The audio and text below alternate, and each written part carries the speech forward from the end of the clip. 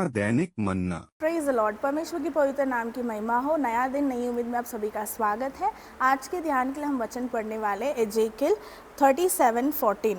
मैं अपनी आत्मा तुम पर डालूंगा और तुम जीवित रहोगे, और मैं तुम्हें तुम्हारे निज देश में बसाऊंगा।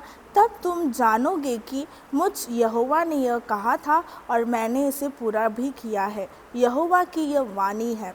इस वचन में परमेश्वर यहोवा का दो मुख्य संदेश है।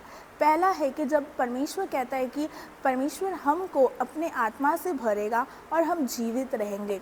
आज जैसे हम मसीह में आते हैं, जैसे हम यीशु मसीह को उद्धारकर्ता के नाम स्वीकार करते हैं, परमेश्वर कहता है कि आपको पवित्र आत्मा से भरे जाने हैं। जब आप पवित्र आत्मा से भरे जाओगे तब परमेश्वर के अंदर आप जीवित रहोगे। आप संसारिक चीज़ों के लिए नहीं, लेकिन परमेश्वर के अंदर उसके आत्मा के द्वारा, अगुवाई के द्वारा आप जब चलोगे तो परमेश्वर के रास्ते में आप परमेश्वर के लिए आप जीवित और महिमा का कारण बनोगे।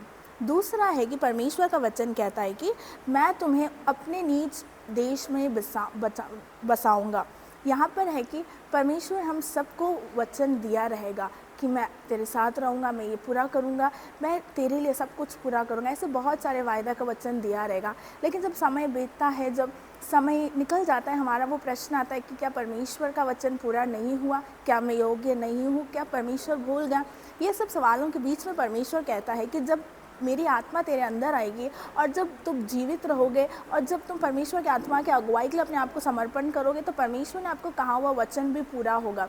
और जब वो वचन पूरा होगा तब आप जानोगे कि हाँ, ये परमेश्वर ने मुझे कहा था और नियुक्त समय में परमेश्वर ने खुद इसे पूरा किया है। और ये कौन कहता है? परमेश्वर यहोवा कहता है। तो आज आप निश्चित रहिए कि आप परमेश्वर की आत्मा के द्वारा चलाए जा रहे हो, और निश्चित रहिए कि आपका निर्णय जो भी है परमेश्वर की अगुवाई के द्वारा आप लिए जा रहे हो। एंड दूसरा है कि परमेश्वर का वचन नियुक्त समय में परमेश्वर खुद उसे पूरा करेगा। तो परमेश्वर की उपस्थिति में उसके आत्मा से भरे होकर स्तुति आराधना करते हुए उसके बाट जोते रहेंगे तो निश्चय परमेश्वर यहोवा है, इसे आपके जीवन में आप अनुभव करोगे। चलिए हम प्रार्थना करते हैं।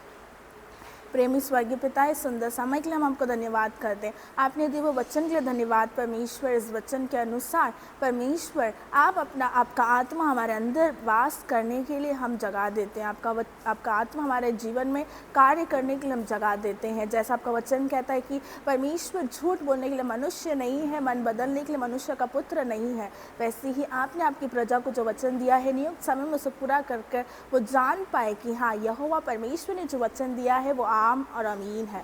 इस वचन सबके जीवन में पूरा होने पाए। उद्धारकर्ता यीशु के नाम से मांगते हैं स्वर्गीय पिता, आमीन।